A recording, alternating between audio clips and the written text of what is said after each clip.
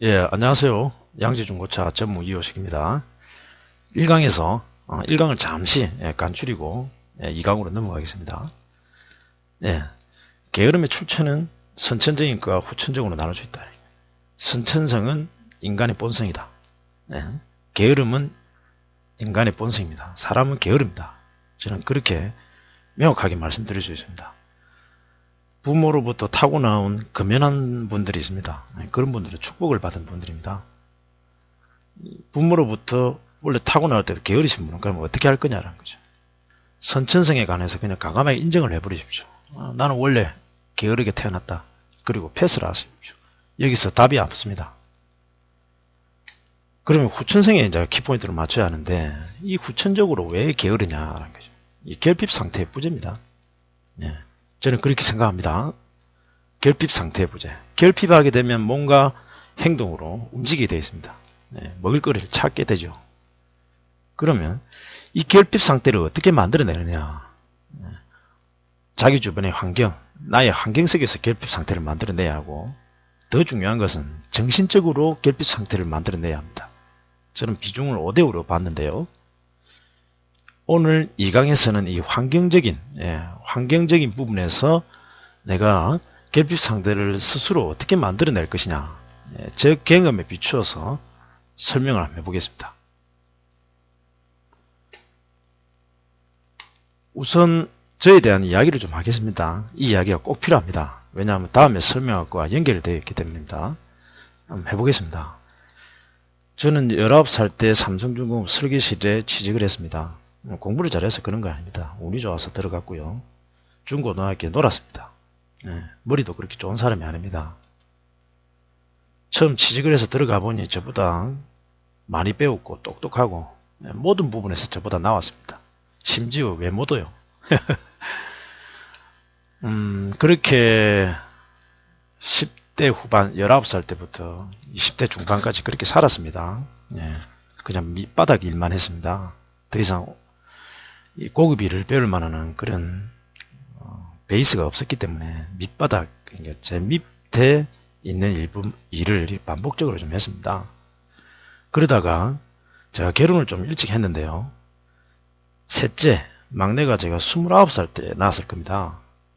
병원에서 포대기를 세워가지고 양가 나오는데 그 애 얼굴을 보다 보니까 갑자기 이런 생각이 충격적으로 다가오더군요.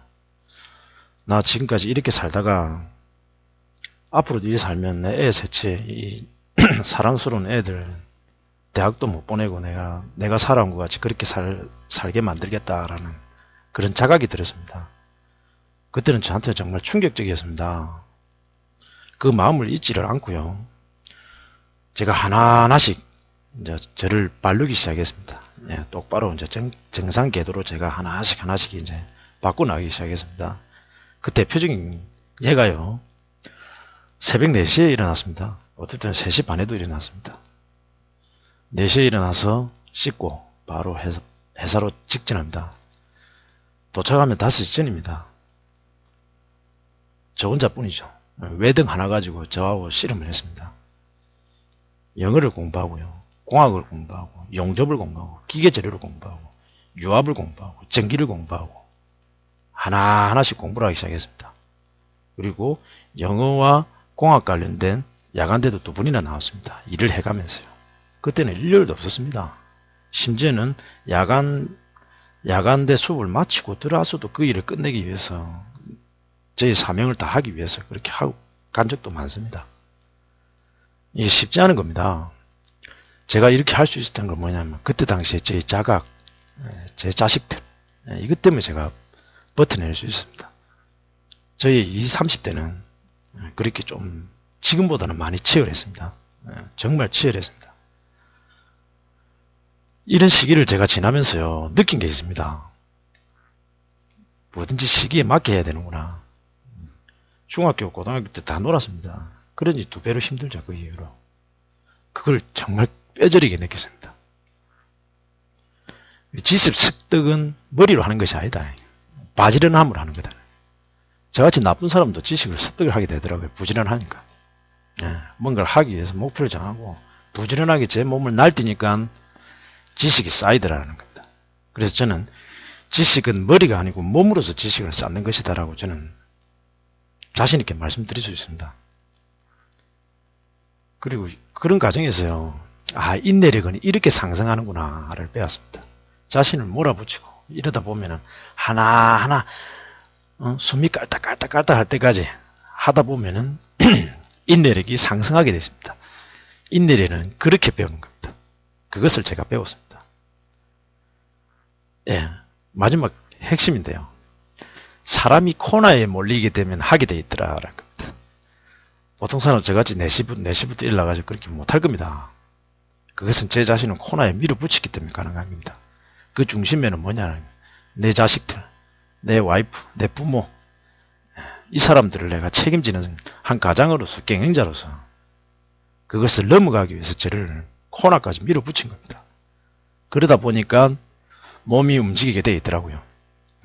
코너에 몰면 사람은 움직이게 돼 있다는 겁니다. 이것을 제가 느꼈습니다. 참고하시고요. 지금 이 한 이야기가 다음 시트에서 보도록 하겠습니다. 그러면 제가 환경적인 이걸 어떻게 만들어내느냐, 제 경험에 비춰가지고 좀 하는 말입니다. 앞에서 제가 저의 20, 30대를 보냈던 그 이야기를 대충 했죠. 일단 첫 번째이지 않습니까? 어떻게 환경적인 결핍 상태를 자기가 스스로 만들어내느냐. 첫 번째요. 자신의 처지 환경을 정확하게 직시해야 됩니다. 정확하게 직시해야 된다. 아주 명확하게요. 시간이 얼마나 걸리더라도 직시해야 됩니다. 회사, 가정, 그리고 내 미래에 대해서요. 회사 있지 않습니까? 저도 회사에 있어서 3년 다녔습니다. 거기서 치열하게 했지만요. 시간이 좀 지나 보니까 직장생활은 볼트 널트일 뿐이다 라는 그런 결론이 얻었습니다. 그 근거로 지금 거제에서 일어나고 있는 그 현상들을 한번 보시죠. 좀 서글픈 이야기지만 볼트 널트일 수 있습니다. 그 잠시 머무는 동안 아무것도 모르고 그냥 잊지 마시란 말입니다. 잠시 스쳐가는 곳입니다. 잠시 스쳐가는 곳. 언제든지 나는 볼트 너트이기 때문에 언제든지 그 볼트가 망가지면 버리고 다른 걸로 할 수 있다는 그런 현실을 직시하라는 겁니다. 그래서 회사 다니는 걸 만족하면 안 됩니다. 더 해야 됩니다. 뭔가를 더 찾기 위해서. 그리고 회사 생활 한계성을 직시하라는 겁니다. 그리고 가정. 내 자식들, 내 와이프, 내 밥그릇 떨어지면 어떻게 미기 살릴 것이냐. 나는 볼트 너트인데 어떻게 할 거냐. 시간이 지나고 나서 그런 경험을 하게 되면 그때 후회도 늦습니다. 그때 후회하면요. 이 회사와 가정 그리고 나의 미래, 이것들을 하나하나 큰 섹터로 해가지고 현실을 그대로 그냥 종이 위에 적어 보십시오.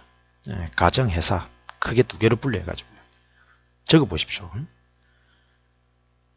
그리고 아버지로서 내가 해야 될 게 뭐냐는 게, 어머니로서 내가 해야 될 직무가 뭐냐는 겁니다. 아버지요. 아버지는 열심히 밖에 나와서 돈을 벌어가지고 한 달에 정기적으로 돈을 입금을 시켜주는 겁니다. 회사에. 그리고 집에 큰일이 있으면 아버지가 나서서 쫙쫙 정리를 해주는 게 그게 아버지입니다. 그게 남자입니다. 그게 남자의 최고 직무입니다. 직무. 그것을 내가 게을러서 내 지식이 모자라서 그 밥그릇이 떨어졌을 때 애들 대학교 다니는데 어찌 할 겁니까? 자기 직무를 잘 지키기 위해서는 절대 회사 다니라든지 어느 한 곳에 머무는 곳일 때 거기에 만족해 있으면 안 됩니다. 왜냐하면 100세 인생을 살기 때문에 그렇죠. 어머니도 똑같습니다. 어머니요. 어머니는 사랑입니다. 베푸는 겁니다. 그게 저는 엄마의 최고의 직무라고 생각합니다. 내가 게을러서요. 자식이 좀 더 성장할 수 있는데 내가 게을러서 자식의 미래를 방해했다면 어쩔 겁니까? 어머니의 직무가 뭔지를 내 처지를 정확하게 적어보십시오. 또 종이 위에. 시간이 아무리 걸려도 됩니다. 이건 너무 중요한 겁니다. 이 부분은 너무 중요한 겁니다. 쭉쭉 적어 나가 보십시오. 그리고 그 위에 한 물음을 하나 던져보십시오. 내가 왜 그렇게 해야 하는지. 그거에 대한 답도 적어보십시오. 그 종이 위에. 그리고 나면 나의 삶에 대한 사명서가 나오게 되어 있습니다. 이것을 정리를 하는 겁니다. 거기서 핵심이 되는 거. 한 4, 5개만 이렇게 쫙 골라보십시오. 그래서 내 삶의 사명서를 한번 작성해 보십시오. 내 미션이죠. 내 평생 일대. 자기의 유의만으로 자기 사명서를 작성하지 마십시오. 그거는 신기루입니다. 시간이 지나면 그냥 연기처럼 날아가는 거죠. 내가 죽어도 남는 것은 뭐다라는 게 결국 자식이고 내 주변에 나를 기억했던 사람, 이런 사람들이 나를 평가하고 나를 기억해 주는 겁니다. 내가 비록 죽었지만 그 사람들 기억 속에서는 내가 살아있는 겁니다. 그런 좀 고차원적인 그런 생각을 좀 해주셨으면 좋겠고요. 자기 사명서를 만드십시오. 조그만 카드로 해가지고. 그리고 항상 볼 수 있는 시스템을 마련하라는 겁니다. 그 사명선을 휴대폰 뒤에 놨든지 자기 책상 위에 매일 붙여놓든지 자주 보십시오. 그때 내 적을 때 심각하게 적었던 그 마음을 잊지 말라는 겁니다. 늘 보셔야 합니다. 이것은 제가 환경적으로 결핍 상태로 만들어낸 시스템입니다. 저는 그렇게 했습니다. 실제로. 그래서 그런 힘든 시기를 하나하나 조금씩 제 나름대로 극복을 하게 나가게 되었던 겁니다. 그래서 거기서 에너지가 나오는 겁니다. 아버지로서, 남자로서. 거기서 에너지가 나오는 겁니다. 저는 그 멋진 삶이라고 생각합니다. 힘들지만 그것을 하나하나 극복해 나가는 그 단계, 거기서 희열을 느끼는 거죠. 그래서 사는 게 즐겁습니다. 사는 게 즐겁습니다.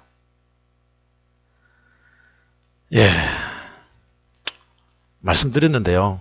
이게 뭐 개인한테 이렇게 다 적용될지는 모르겠지만 아무튼 환경적인 요인에 제 나름대로 그것을 결핍 상태를 만들어내는 방법입니다. 자주 보다 보면 사람은 반복하다 보면요.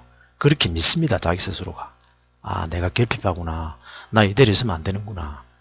우리 뇌에 있지 않습니까? 계속 그걸 주입을 하십시오. 이 뇌가 착각하도록 만들어버리는 겁니다. 아시겠죠? 도움 되었으면 하고요. 첫 번째, 두 번째 이게 중요합니다. 진지하게 적어보십시오. 이런 생각이 없이 그냥 시간에 가다 보면요. 그저 그런 삶, 회색빛 삶을 살다가 아침 이슬로 그냥 사라지게 되는 겁니다. 들어주셔서 감사합니다.